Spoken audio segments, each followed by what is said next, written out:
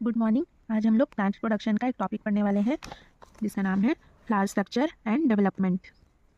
तो सबसे पहले हम लोग देख लेते हैं कि सिनॉप्सिस कैसे बनाना है। सबसे पहले इंट्रोडक्शन, फिर definition of flower, structure of flower, LS of flower, flower parts, types of flower, ABC model of flower development, फिर लास्ट में है कंक्लूजन। सबसे पहले डेफिनेशन देख लेते हैं। The specialized part of an angiosperms plant that occur singly और in clusters possesses whirl of often colorful petals or sepals and bears reproductive structure। मतलब एंजियोस्पर्मिक प्लांट्स में जो स्पेशलाइज्ड पार्ट होता है वही फ्लावर होता है, जो या तो सिंगल प्रेजेंट रहेंगे या फिर क्लस्टर्स में प्रेजेंट रहते हैं, और इनके पास कलरफुल पेटल और सेपल के व्हर्ल प्रेजेंट रहते हैं और ये रिप्रोडक्टिव स्ट्रक्चर बियर करते हैं। The reproductive part of flowering plant, किसी भी फ्लावरिंग प्लांट या फिर एंजियोस्पर्मिक प्लांट में जो रिप्रोडक्टिव पार्ट होता है उसी को हम फ्लावर के नाम से जानते हैं। Flower is a group of reproductive organs of flowering plants which develop fruits and seeds, this helps in forming new offspring of the plant. मतलब फ्लावर एक रिप्रोडक्टिव ऑर्गेन है किसी भी फ्लावरिंग प्लांट में जो फ्रूट्स और सीड्स में develop करता है और ये न्यू ऑफस्प्रिंग फॉर्म करने में भी हेल्प करता है। एक लाइन में बोल सकते हैं, flower is highly condensed and modified shoot, it's function is reproduction. मतलब फ्लावर एक हाईली कंडेंस्ड और मॉडिफाइड शूट होता है और इसका फंक्शन क्या होता है, रिप्रोडक्शन। फिर देख लेते हैं इसका structure. There are 4 types of structure called floral leaves. Flower में जनरली 4 टाइप स्ट्रक्चर पाए जाते हैं जिसको हम फ्लोरल लीव्स बोलते हैं, जो वर्ल में in the form of whorl में अरेंज्ड होते हैं।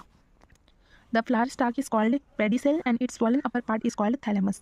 यहाँ पे हम देख सकते हैं फ्लावर के डायग्राम में जो स्टॉक होता है, यहाँ पे जो छोटा सा डंडी टाइप से जो रहता है उसको हम पेडिसेल बोलते हैं, और जो अपर पार्ट में स्वॉलन होता है, मतलब यहाँ से सारे वर्ल जहाँ पे अटैच रहते हैं उसको हम थैलेमस के नाम से जानते हैं।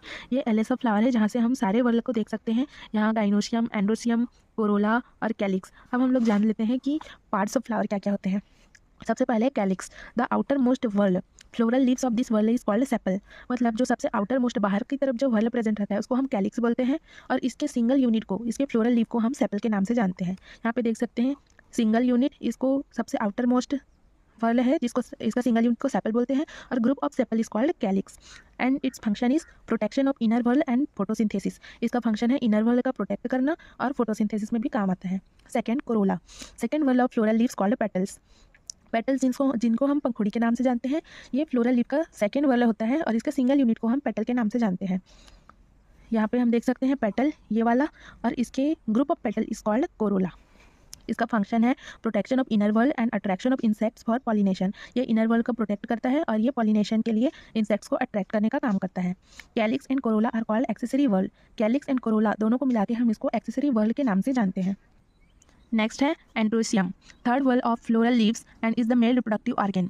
एंड्रोसियम जो है थर्ड वर्ल होता है जिसका सिंगल यूनिट को हम स्टैमेन के नाम से जानते हैं, एंड ये मेल रिप्रोडक्टिव ऑर्गन होता है। फ्लोरल लीव कॉल्ड माइक्रोस्पोरोफिल और स्टैमेन, इसके फ्लोरल लीव को हम माइक्रोस्पोरोफिल या फिर स्टैमेन के नाम से जानते हैं। यहाँ पे देख सकते हैं एंड्रोसियम ये वाला, ये सिंगल यूनिट को हम एंथर बोलते हैं और इसके ग्रुप को हम एंड्रोसियम बोलते हैं, जो फर्दर 2 भाग में डिवाइड होता है। यहाँ पे होता है फिलामेंट, ये वाला फिलामेंट होता है, और ये नेक्स्ट है हमारा gynoecium, last central whorl of floral leaves is the female reproductive organ. जो लास्ट सेंट्रल वर्ल मतलब बीच में जो प्रेजेंट होता है उसको हम गाइनोशियम बोलते हैं, और इसके सिंगल यूनिट को हम कार्पेल के नाम से जानते हैं। यहाँ पे देख सकते हैं गाइनोशियम, और ये इसको स्टिग्मा भी बोल सकते हैं और मेगास्पोरोफिल भी बोल सकते हैं। Androecium and gynoecium both are called essential whorl. Androecium और गाइनोसियम दोनों को मिला के हम इसेंशियल वर्ल बोल सकते हैं। ध्यान रहे यहाँ पे कैलिक्स एंड कोरोला को हम एक्सेसरी वर्ल बोलते हैं, जबकि एंड्रोसियम एंड गाइनोसियम दोनों को हम इसेंशियल वर्ल बोलते हैं। फिर देख लेते हैं फ्लावर के टाइप्स कौन कौन से हैं।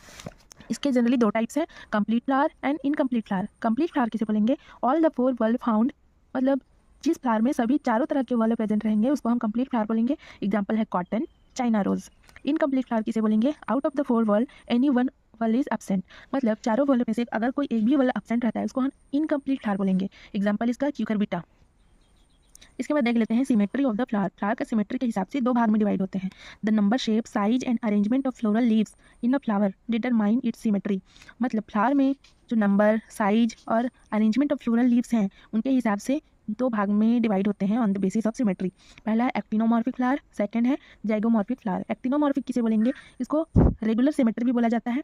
Cut from any vertical plane into 2 equal halves. मतलब अगर हम कहीं से भी वर्टिकल प्लेन में काटें तो वो 2 इक्वल भाग में डिवाइड हो जाएगा, उसको हम एक्टिनोमॉर्फिक बोलेंगे। इसका एग्जांपल है मस्टर्ड, कैथेरेंथस रोजियस जिसको हम सदाबहार के नाम से जानते हैं, और ब्रिंजल। सेकंड है zygomorphic, divided into 2 equal halves by only 1 vertical division. Zygomorphic flower वो होते हैं जिसको हम 2 इक्वल हाल्स में तभी डिवाइड कर सकते हैं जब केवल एक ही वर्टिकल डिवीजन कर पाएंगे। जिसका एग्जाम्पल है पी और ओसीमम। पी मतलब मटर और ओसीमम मतलब तुलसी। On the basis of position of flower leaves, flower leaves के पोजीशन के बेस पे कौन कौन से भाग में डिवाइड होते हैं देख लेते हैं। Normally the calyx, corolla, androecium and gynoecium of a flower are inserted on the thalamus, but in many flowers the relative position of first three whorl become disturb due to unequal growth of thalamus. Normally हम लोग क्या देखते हैं, calyx, corolla, androecium और जो gynoecium है वो flower के जो थैलेमस जो नीचे वाला पार्ट होता है वहाँ पे इंसर्ट होते हैं, अंदर की तरफ धसे हुए होते हैं।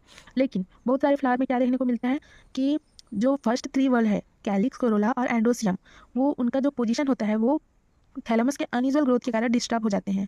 इस बेसिस पे हम तीन भाग में डिवाइड कर सकते हैं, हाइपोगाइनी, पेरीगाइनी और इपीगाइनी। हाइपोगाइनी किसे बोलेंगे, ovary occupies highest position and stamen, petal, sepal separately inserted below the ovary. सबसे पहले यहाँ डायग्राम में देख लेते हैं, जो swollen upper part of the pedicel, यहाँ पे जो थैलेमस है जो थोड़ा फुला हुआ रहता है, इसी में हम देख सकते हैं ये सेंट्रल वाला वर्ड है ओवरी, यहाँ पे है स्टैमेन, यहाँ पे है पेटल और यहाँ पे है सेपल। तो ओवरी यहाँ पे हाईएस्ट पोजीशन ऑक्यूपाई कर रहा है और जो स्टैमेन है, पेटल है और सेपल है वो सेपरेटली ओवरी के नीचे इंसर्ट हुए हैं। तो हाइपोगाइनी टाइप को हम सुपीरियर ओवरी भी बोल सकते हैं। एग्जाम्पल इसका चाइना रोज। सेकेंड है पेरीगाइनी। पेरीगाइनी में देख सकते हैं, margin of the thalamus grows upward to form cup shaped structure enclosing basal part of the ovary while upper part remains free.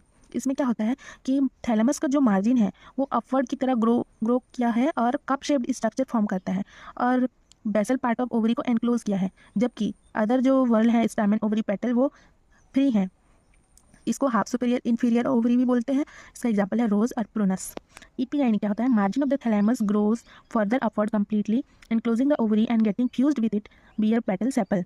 मतलब यहाँ पे जो थैलेमस का जो मार्जिन है वो फर्दर ग्रो कर जाता है और अपवर्ड होता है और जो ओवरी को कम्प्लीटली एनक्लोज किया हुआ होता है और उससे फ्यूज हो चुका होता है, जबकि पेटल, सेपल और स्टैमेन जो होता है वो आउटर पार्ट में प्रेजेंट होंगे। एग्जाम्पल इसका सनफ्लावर, गार्ड्स में हम ये इंफीरियर ओवरी होता है। डेवलपमेंट को हम नेक्स्ट वीडियो में देखेंगे।